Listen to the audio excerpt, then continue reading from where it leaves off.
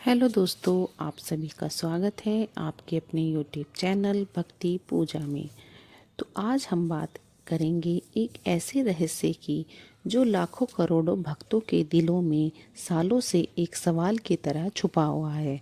सवाल ये है कि आखिर शिवलिंग पर ही जल क्यों चढ़ाया जाता है, या सिर्फ आस्था ही वजह है, या इसके पीछे कोई गहरा वैज्ञानिक, आध्यात्मिक और तात्विक कारण छिपा हुआ है।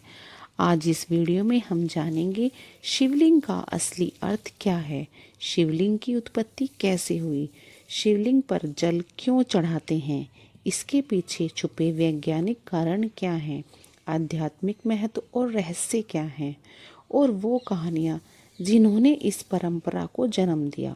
तो चलिए शुरू करते हैं एक अनोखी यात्रा शिव की ओर और शिव तत्व की ओर। शिवलिंग का असली अर्थ क्या है? लोगों में अक्सर भ्रम रहता है कि शिवलिंग सिर्फ पत्थर का एक गोल आकृति वाला स्तंभ है, लेकिन सच ये है कि लिंग शब्द का अर्थ है चिन्ह, यानी प्रतिनिधित्व करने वाला। लिंगम इति लक्षणम, यानी किसी तत्व की पहचान हो, वही लिंग है। दरअसल शिवलिंग सृष्टि और ब्रह्मांड की अत्यंत ऊर्जा का प्रतीक है। ये कोई सिर्फ मूर्ति नहीं, बल्कि वो प्रतीक है जो कहता है शिव निराकार है लेकिन सर्वस्त्र पर्याप्त है। सृष्टि आदि का अंत उन्हीं में समाया है। शिवलिंग का गोलाकार योनि को दर्शाता है, जो सर्जन शक्ति का प्रतीक है। वो ऊर्ध्व भाव शिव के निराकार स्वरूप को दर्शाता है, जो विनाश और मोक्ष का प्रतीक है। वैज्ञानिक दृष्टि से देखें तो शिवलिंग अक्सर ग्रेनाइट या खास पत्थरों से बना होता है, जिसमें ऊर्जा संचय की क्षमता होती है, और उस पर जल, दूध या बेलपत्र चढ़ाने से वह पत्थर ठंडा रहता है तथा उसके आसपास का वातावरण पॉजिटिव ऊर्जा से भर जाता है। शिवलिंग वास्तु शास्त्र के हिसाब से भी नेगेटिव आयंस पैदा करता है, जिससे मानसिक शांति और ध्यान में सहायता मिलती है। इसलिए हम शिवलिंग पर जल चढ़ाते हैं तो हम केवल एक मूर्ति पर जल नहीं चढ़ा रहे हैं, बल्कि अनंत ब्रह्मांड, अनंत ऊर्जा और अपने भीतर के शिव तत्व को नमन कर रहे होते हैं।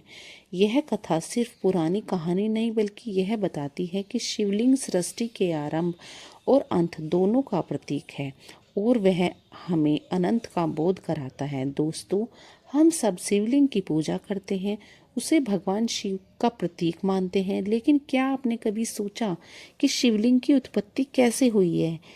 क्या ये सिर्फ एक पत्थर की आकृति है, या इसके पीछे कोई विराट दिव्य रहस्य छुपा है? आज हम जानेंगे वो कथा जिसके कारण शिवलिंग की स्थापना हुई और जिसे पुराणों में अत्यंत ब्रह्मांड का प्रतीक कहा गया। बहुत बहुत बार प्राचीन काल की बात है। एक बार ब्रह्मा जी और विष्णु जी के बीच यह विवाद छिड़ गया कि सबसे बड़ा कौन है। ब्रह्मा जी बोले, मैं सृष्टि करता हूँ, सब कुछ मुझसे उत्पन्न हुआ है, इसलिए मैं ही सबसे महान हूँ। विष्णु जी बोले कि नहीं, मैं पालन करता हूँ, बिना मेरे पालन के सृष्टि ही नहीं चल सकती, इसलिए मैं बड़ा हूँ। तब वहाँ अचानक एक विशाल स्तंभ प्रकट हुआ, जो इतना ऊंचा था कि उसकी न तो ऊंचाई दिख रही थी और न ही गहराई। उसकी लौ तेज थी, पर उसमें शांति और दिव्यता छुपी हुई थी। उसे देख ब्रह्मा और विष्णु दोनों ही चकित रह गई। तभी उस दिव्य स्तंभ से आवाज गूंजी, तुम दोनों में जो स्तंभ आदि का अंत खोज लेगा, वह सबसे बड़ा कहलाएगा। फिर विष्णु जी वाराह रूप धारण कर उस स्तंभ की जड़ खोजने के लिए पाताल की ओर चले गए, और ब्रह्मा जी हंस के ऊपर बैठकर उड़ गए। दोनों अनंत काल तक चलते रहे, पर कोई आदि न कोई अंत मिला। विष्णु जी थक कर लौट आए और स्वीकार किया कि मैं इस आदि नहीं खोज पाया हूँ।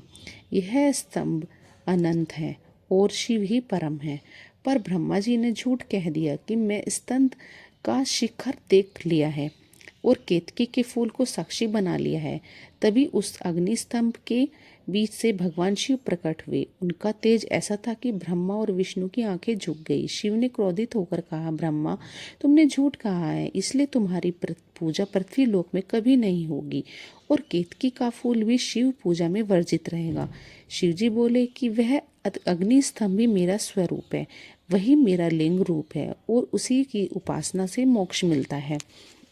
इस कथा से यह स्पष्ट होता है कि शिवलिंग कोई साधारण पत्थर नहीं बल्कि वह अनंत ज्योतिर्लिंग का प्रतीक है। वह बताता है कि शिव का न तो आदि है और न ही इसका अंत है।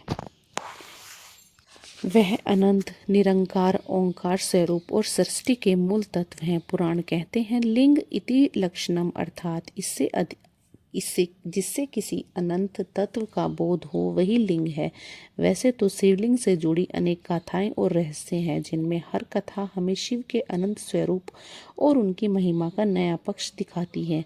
ठीक इसी तरह एक वेदक रोचक कथा है जिसमें सूर्य और चंद्रमा भी शिवलिंग की उत्पत्ति और उससे जुड़ी दिव्यता से जुड़े हुए नजर आते हैं। आइए सुनते हैं एक अद्भुत कथा। बहुत पुराने समय की बात है। एक बार देवताओं के राजा इंद्र ने देखा कि सूर्य और चंद्रमा दोनों ही अपने तेज और सौंदर्य पर घमंड करने लगे हैं। सूर्य को लगता था उसके प्रकाश के बिना सृष्टि में कुछ संभव नहीं, जबकि चंद्रमा को विश्वास था कि उसकी शीतल किरणों के बिना संसार अंधकार और उथल पुथल से भर जाएगा। इंद्र ने इस घमंड को दूर करने के लिए दोनों को एक साथ लेकर भगवान शिव के पास जाने का निश्चय किया।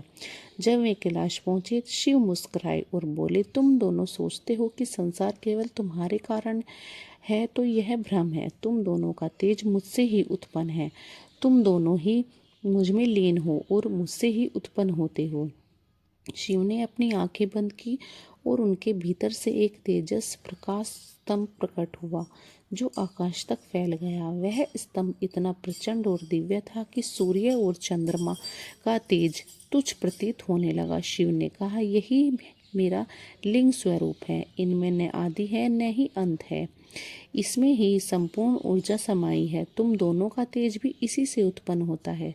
सूर्य और चंद्रमा ने झुककर शिवलिंग की पूजा की और घमंड त्याग कर कहा, हे देवों के देव, हम समझ गए हैं कि आप ही आदि और अनंत हैं। हम तो बस आपकी शक्ति का एक अंश हैं। तभी शिव ने आशीर्वाद दिया कि तुम दोनों का पूजन मेरे लिंग स्वरूप पर सदैव होगा। सूर्य मेरे लिंग को ऊर्जा देगा और शीतल चंद्रमा प्रदान करेगा। यही कारण है कि शिवलिंगों पर सूर्य की किरणें विशेष रूप से गिरती हैं और चंद्रमा की चांदनी में शिव की पूजा का महत्व होता है। इस कथा से यह संदेश मिलता है कि संपूर्ण ब्रह्मांड की सारी शक्तियाँ शिवलिंग में ही समाई हुई हैं और उसमें सूर्य का तेज और चंद्रमा की शीतलता दोनों ही सम्मिलित हैं। अब असली सवाल, शिवलिंग पर ही जल क्यों चढ़ाया जाता है?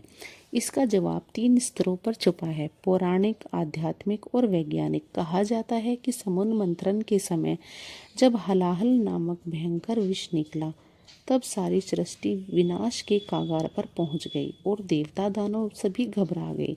तब भगवान शिव ने संसार की रक्षा के लिए सारा विष पी लिया, जिससे उनका कंठ नीला पड़ गया और वे नीलकंठ कहलाए। लेकिन उस विष की अग्नि उनके शरीर में भयंकर जलन पैदा करने लगी। तब देवताओं और देवी पार्वती ने शिवलिंग पर निरंतर जल अर्पित करना शुरू किया ताकि उनकी तपन शांत हो सके। और तभी से ये परंपरा बन गई कि शिवलिंग पर जल चढ़ाना शिव की शीतलता के लिए आवश्यक है। पर बात यही खत्म नहीं होती, क्योंकि आध्यात्मिक दृष्टिकोण से देखा जाए तो जल ही जीवन है और शिव को पंचतत्वों का स्वामी कहा जाता है, जिसमें धरती, जल, अग्नि, वायु, आकाश शामिल है। जब हम शिवलिंग पर जल चढ़ाते हैं तो यह केवल पूजा नहीं बल्कि एक संकेत होता है कि हम अपनी भीतर की तृष्णा और अहंकार को शिव में अर्पित कर रहे हैं और यह हमें हमारे अहंकार के समर्पण का प्रतीक है। इसके अलावा जल शांति और शीतलता का प्रतीक है और शिव स्वयं शांत और सौम्य स्वरूप हैं, इसलिए हम उन पर बिन जल अर्पित करते हैं तो यह हमारी प्रार्थना होती है कि हमारे भीतर की ज्वाला शांत हो जाए। लेकिन असली रहस्य तब और दिलचस्प हो जाता है जब हम इसे वैज्ञानिक दृष्टि से देखते हैं, क्योंकि शिवलिंग अक्सर ग्रेनाइट या खास पत्थरों से बनाया जाता है जिनमें पाइजो इलेक्ट्रिक गुण होते हैं। यह पत्थर वातावरण की ऊर्जा को अवशोषित करते हैं और जब उन पर जल चढ़ाया जाता है तो पत्थर ठंडा रहता है तथा उसमें उत्पन्न इलेक्ट्रोमैग्नेट वैक्स स्थिर हो जाती है, जिससे आसपास का वातावरण सकारात्मक ऊर्जा से भर जाता है। यही नहीं, मंदिरों का वास्तुशास्त्र भी ऐसा बनाया जाता है कि जहाँ शिवलिंग स्थापित होता है वहाँ का क्षेत्र नेगेटिव आयन से भरपूर रहता है और जब हम शिवलिंग पर जल चढ़ाते हैं तो ये आयंस और अधिक एक्टिव हो तनाव, डिप्रेशन और माइग्रेन जैसी समस्याओं को कम करने में मदद करते हैं। इसलिए वैज्ञानिक भी मानते हैं कि शिवलिंग पर जल चढ़ाना केवल धार्मिक अनुष्ठान नहीं बल्कि एक प्रकार की प्राकृतिक थेरेपी भी है जो तन और मन दोनों को शांत और ऊर्जा प्रदान करती है। अब सवाल आता है कि केवल जल ही क्यों बल्कि बेलपत्र, दूध, शहद, धतूरा शिवलिंग पर क्यों चढ़ाया जाता है। दरअसल इसके पीछे गहरे धार्मिक और वैज्ञानिक कारण छुपे हैं। दूध शिवलिंग को शीतलता प्रदान करता है और शुद्धता का प्रतीक माना जाता है। बेलपत्र की 3 पत्तियां देवियों का प्रतीक है और इसमें औषधीय गुण भी भरपूर होते हैं जिससे वातावरण शुद्ध और मन शांत होता है। धतूरा अपने आप में विष है, लेकिन इसे विष शिव को अर्पित करने का अर्थ है कि हम अपने भीतर के विष, विकार, नकारात्मक को शिव को सौंप रहे हैं ताकि वह उनका दमन कर सके। वही शहद मीठे स्वभाव और जीवन में मधुरता का प्रतीक है और इसे अर्पित करना इस बात का संकेत है कि हम अपने जीवन में मिठास और सौहार्द चाहते हैं। ये सारी चीज़ें सिर्फ प्रतीक नहीं बल्कि औषधीय और मानसिक रूप से बेहद लाभकारी होता है।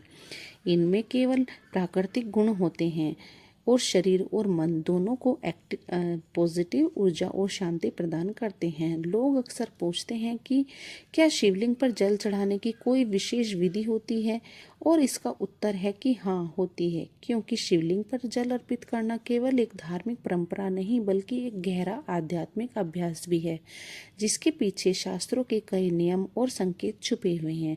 सबसे पहले तो यह ध्यान रखना चाहिए कि जल हमेशा शुद्ध और साफ होना चाहिए, क्योंकि अशुद्ध जल अर्पित करना अशुभ माना जाता है और इससे पूजा का फल कम हो सकता है।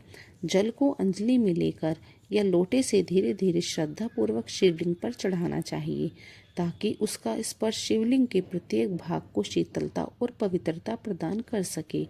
और इसके साथ ही ओम नमः शिवाय या महामंत्र जय मंत्र का उच्चारण करना चाहिए, क्योंकि इन मंत्रों की ध्वनि कंपन वातावरण को पॉजिटिव ऊर्जा से भर देती है और साधक के मन में स्थिरता और शांति लाती है। शिवलिंग पर जल चढ़ाते समय केवल मंत्र ही नहीं बल्कि अपने मन की सारी कामनाएं, कष्ट और अहंकार भी शिव के चरणों में समर्पित कर देना चाहिए ताकि वे सब कुछ अपने भीतर समाहित कर लें और भक्त को शांति और समाधान प्रदान कर सकें।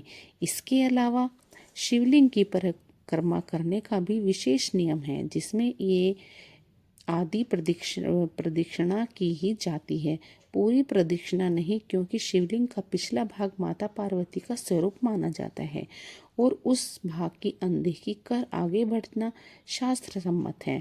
यह आदि परिक्रमा इस बात का प्रतीक है कि शिव और शक्ति एक दूसरे से अलग नहीं है, परंतु उनके पूजन की मर्यादा अलग है। ऐसा कहा जाता है कि जो भक्त विधि पूर्व और सच्ची भावना से शिवलिंग पर जल अर्पित करता है और परिक्रमा करता है उसे भगवान शिव की कृपा से शीघ्र ही प्राप्त होती है और उनके जीवन के सारे संकट दूर हो जाते हैं। शिवलिंग पर विशेष दिनों में जल चढ़ाने से का बहुत बड़ा महत्व होता है। केवल रोजाना ही नहीं बल्कि कुछ खास दिन भी माने जाते हैं जब शिवलिंग पर जल चढ़ाने से विशेष फल मिलता है। जैसे सोमवार, जिसे शिव का प्रिय दिन माना जाता है, उस दिन शिवलिंग पर जल अर्पण करने से रोग, ऋण और संकट दूर होते हैं। श्रावण मास में तो शिवलिंग पर जल चढ़ाने का महत्व कई गुना बढ़ जाता है क्योंकि यह मास शिव को अत्यंत प्रिय है। ऐसी मान्यता है कि इस महीने में जल चढ़ाने से 100 जन्मों के पाप भी नष्ट हो जाते हैं और मनवांछित फल की प्राप्ति होती है। महाशिवरात्रि के दिन तो शिवलिंग पर जल चढ़ाना विशेष पुण्यदायक माना जाता है क्योंकि यह वही रात है जब शिव और शक्ति का मिलन हुआ था और पूरा ब्रह्मांड शिव में हो गया था। इस दिन रात भर जल चढ़ाने और ओम नमः शिवाय का जाप करने से भक्त की हर मनोकामना पूरी होती है। भिन्न भिन्न प्रकार के जल का महत्व।